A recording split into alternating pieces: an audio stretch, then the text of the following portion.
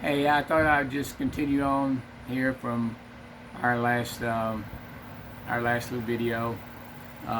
Thank you again for being with us, being at mine and Carolyn's house today, and thank you again for allowing us to speak into your lives. And we believe this will make a difference.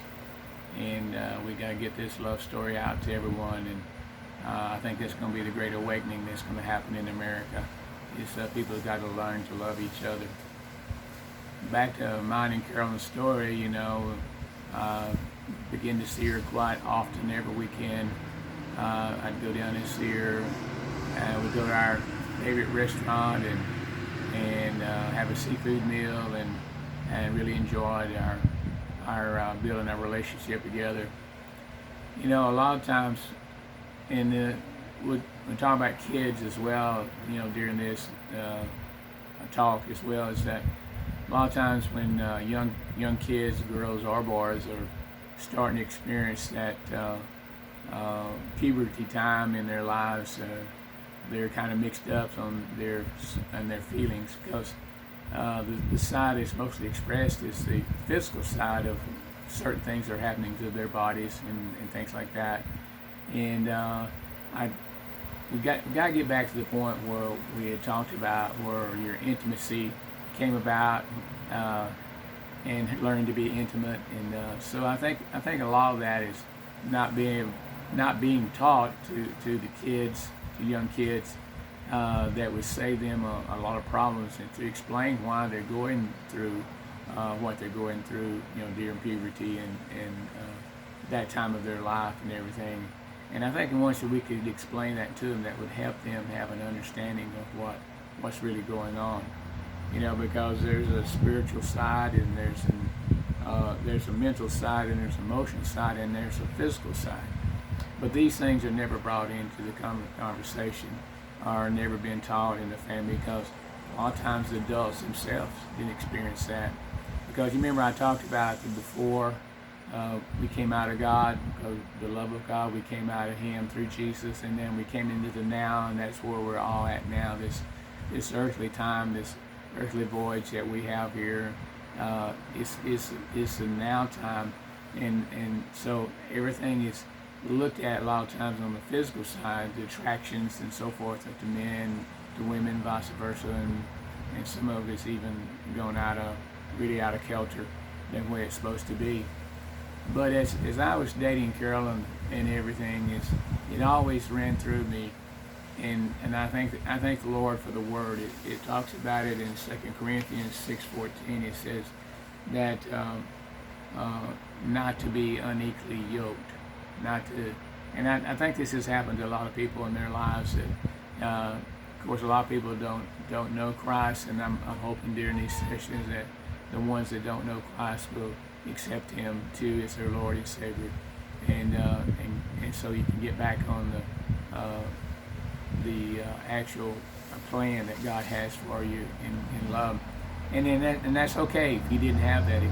If everything, I was talking to a relative not too long ago, and they were saying that so and so was graduating, and I said, oh well, that's exciting, yeah, and her and her boyfriend's gonna get their house, and she said, well, it didn't say anything about marriage. I said, well, it sounds like I'm gonna get the cart before the horse, So there's a lot of that is happening, but there can always be a rearrangement. You can always get the cart back in front of the horse, and so that's what we're gonna be talking about. That now, I understand, regardless of where you're at in this love walk in life, we can get it straight.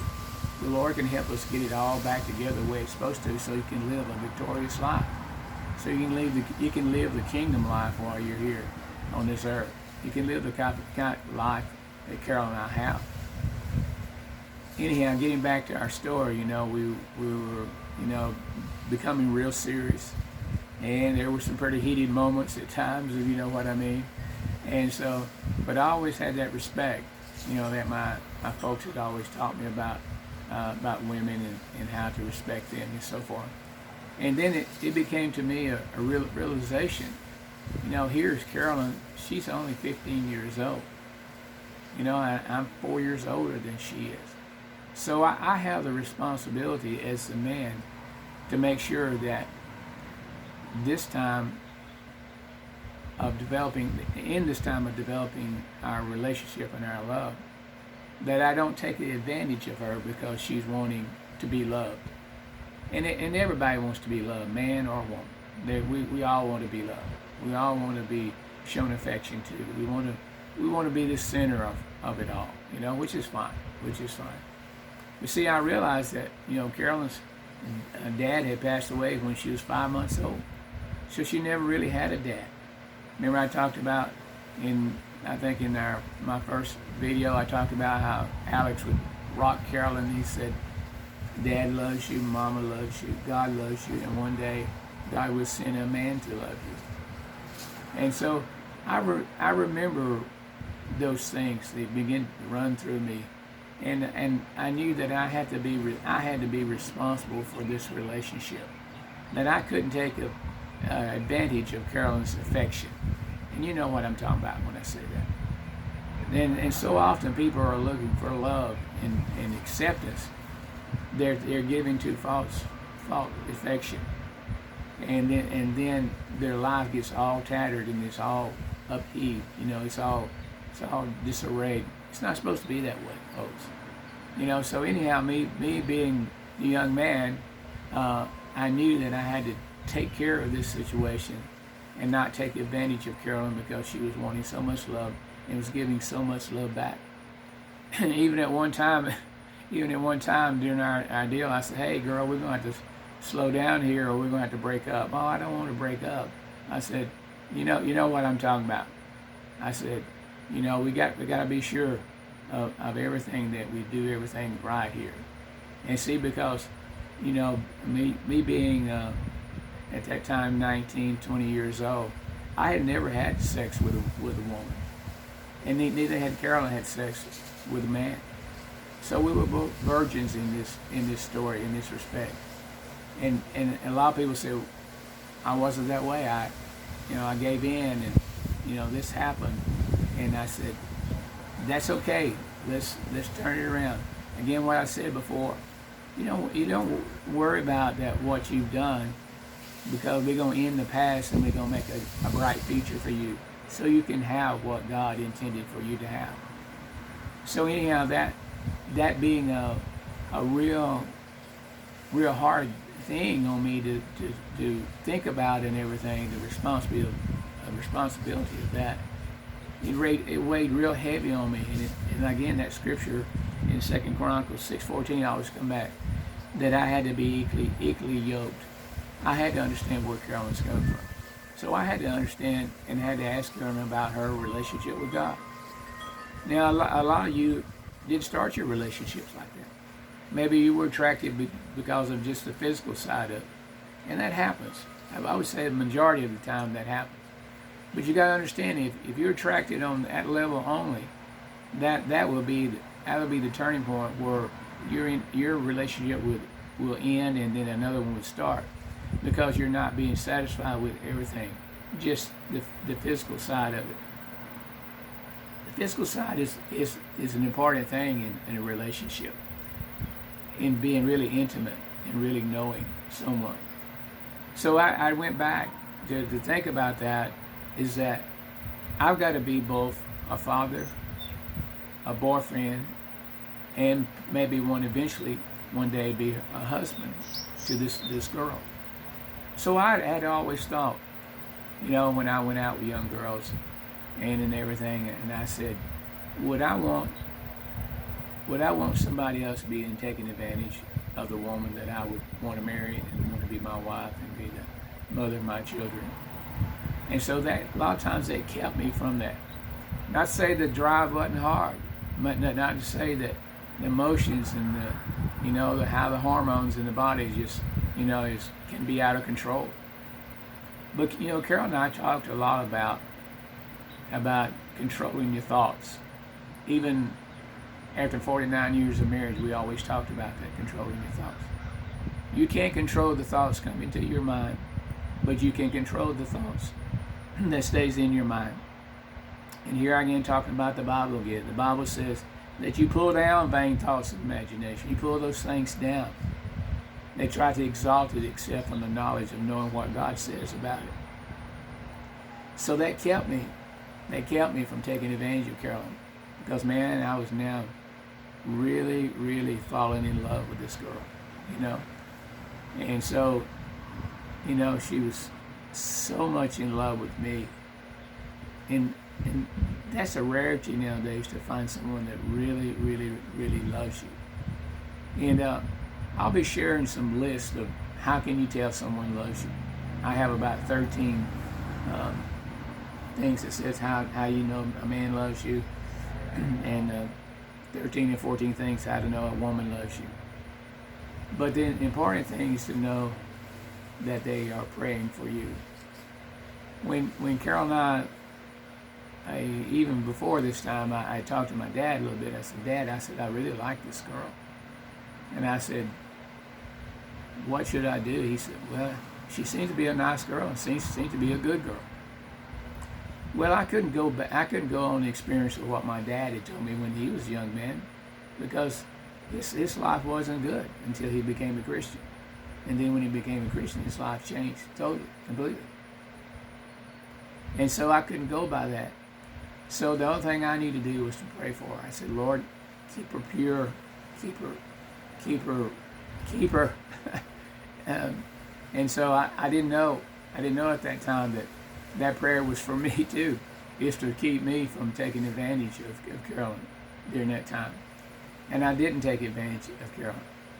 Now, you know, when you have a lot of that drive pinned up inside of you, it's pretty hard to control, but you can control it. And some would say, well, I couldn't control it. I don't know how many times we counseled with people and they said, well, we, you know, gave in to each other and so forth and so on. And now I said, well, I said, now God sees you differently. And I'll explain that later as we go into the story. So that was ever on my mind about this young girl. And then it wasn't long after that. I really don't know what all happened in the deal, but her stepdad left, and it kind of left him abandoned, so to speak. You know, like I said, her mom did a great job raising 4 little girls on about $300 a month, and I don't know how she did that, but she did. Well, I know how she did it. God helped her because she was a praying woman and she prayed about it. It's because I remember when he left and he took the automobile with him.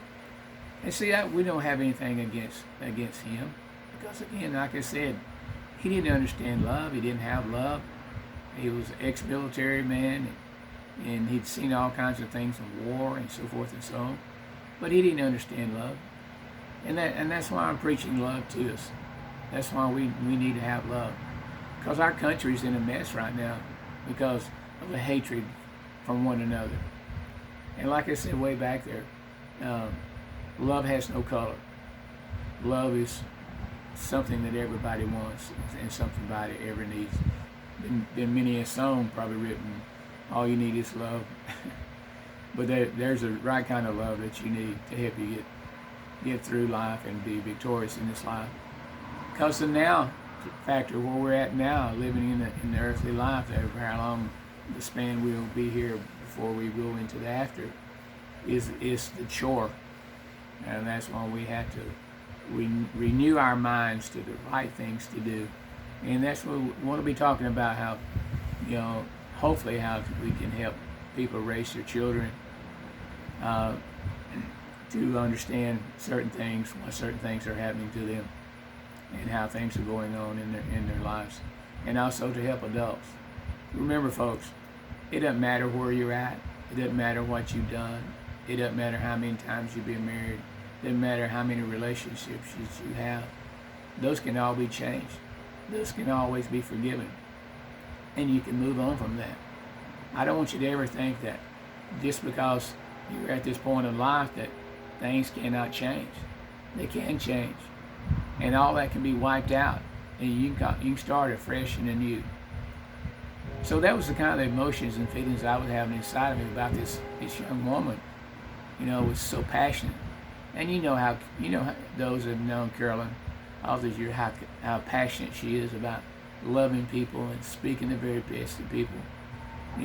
I had a young man that cuts our lawn here, and he said, I don't know if you knew this, Mr. Tim. He said, but when you guys known our family for 20 years, he said, Miss Carolyn gave me my first Bible, and also she gave me a book. I think he said it was on grace or something, whole faith or something. He said, and I read it every day. So that's the kind of passion that Carolyn has, and we'll continue to always have that passion. So here she was, a 15, 16-year-old girl, had this pinned up inside her because she had no father's love. Not that their father didn't love her, but she couldn't experience it and grow up. So I knew that I had to be the father in this situation too. I had no idea how to do that. I really had no idea how to really love this girl. Like I said before, people say, well, how did you know to do all this? I didn't. I had to learn as we went along, but I always had a respect for Carolyn, respect for her, to cherish her, to take care of her. And that's what you want. That you want that from your wife, you want that from your husband. And look, folks, even those that are not married that says, I'm going to stay single, I can still tell you how you have a perfect love story and a perfect marriage. But we'll explain all that as we go along. Excuse my voice. And so, we were growing up, going out, experiencing these things. And so Carolyn was a very popular girl in school because she come from a poor background, which is awful, but that's how people judge people nowadays.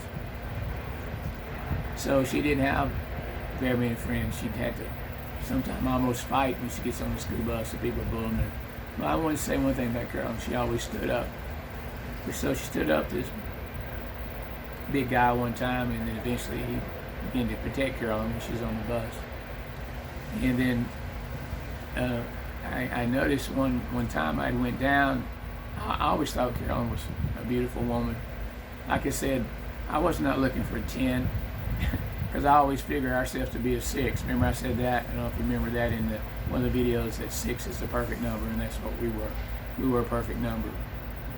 But I remember going down one time, and Carolyn actually worked at the pharmacy, and she worked there for some kind of extra credit or something. It was training and stuff they had back in high school in those days or whatever. And I noticed something. I noticed when I went in, she had a special glow about her, a special look about her. And I noticed, I said, wow, Carol's got red lipstick on, and her hair is fixed differently, And I said, wow, she looks especially beautiful today for some reason.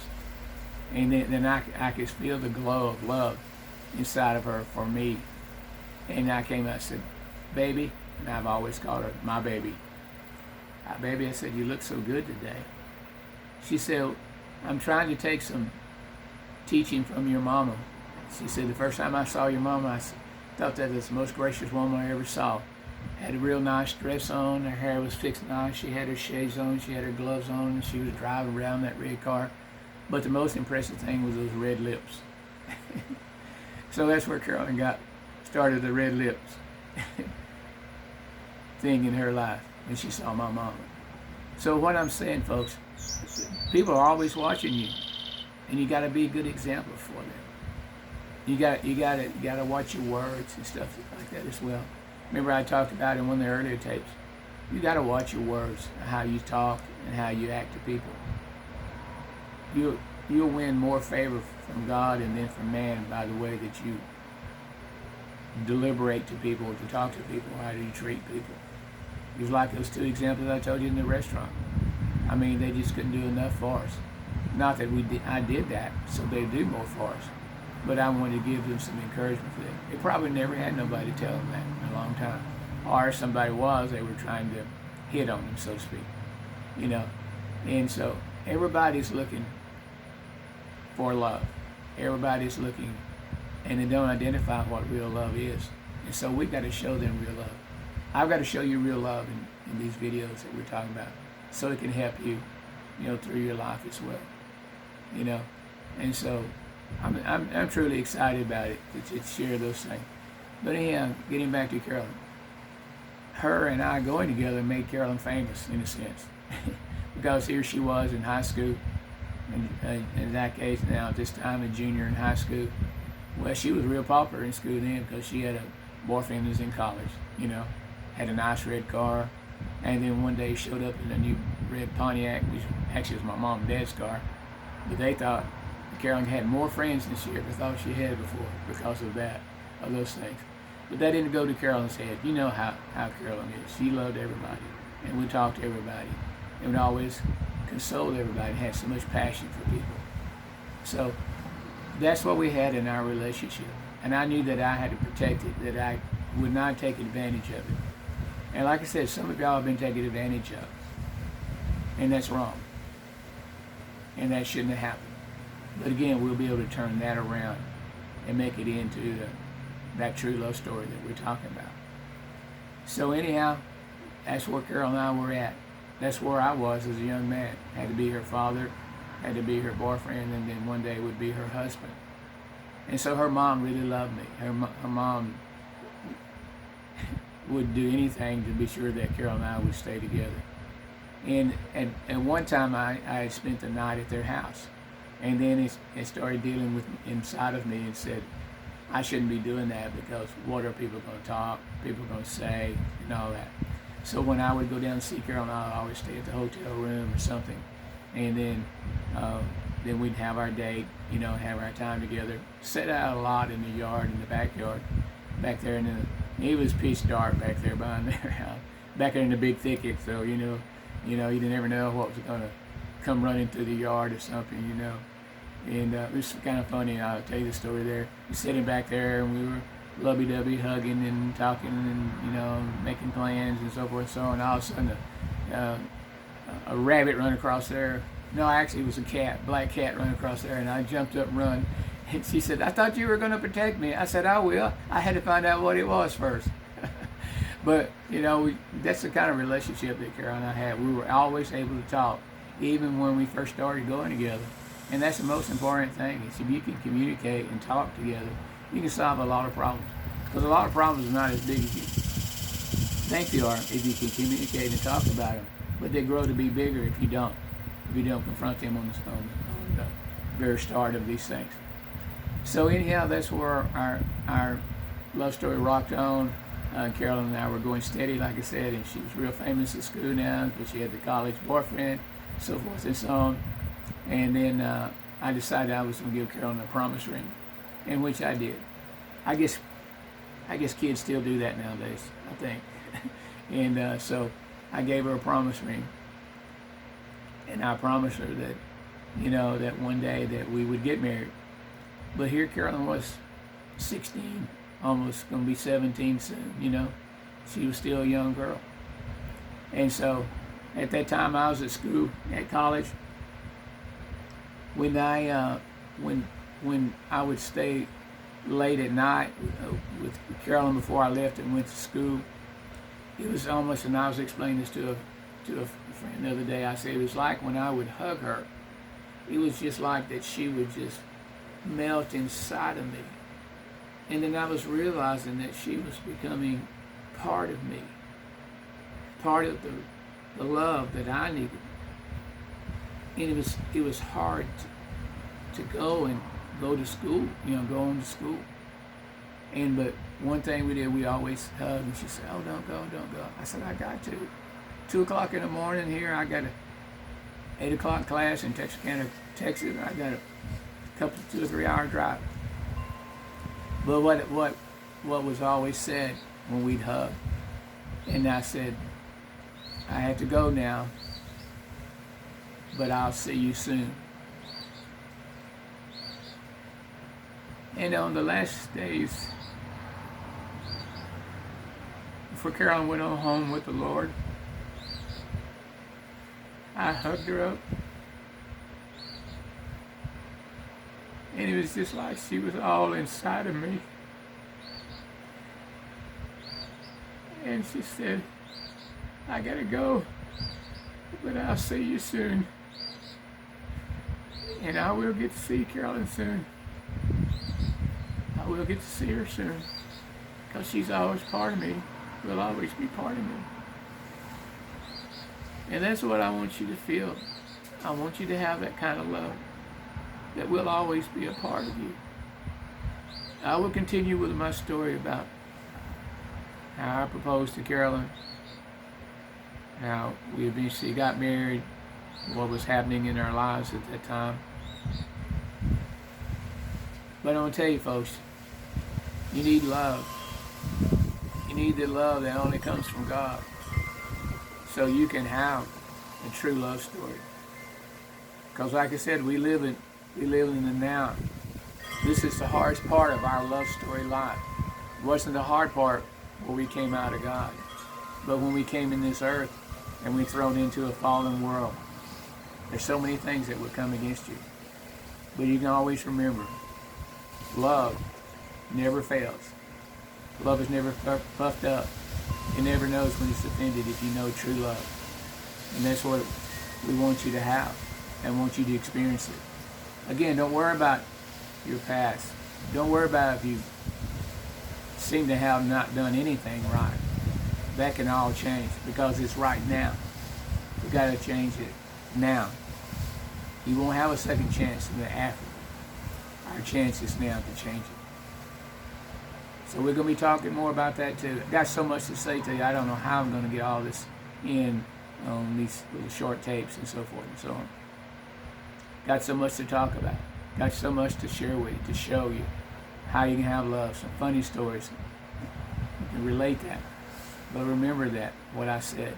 Doesn't matter where you're at. Doesn't matter what experience that you're having. I've even talked to some that said, I don't know how I can change. I'm going to show you how it can change. Okay? So, as Carolyn would always say, we are eternal, and we'll talk to you later. And I'll see you later as well. God bless you. We love you.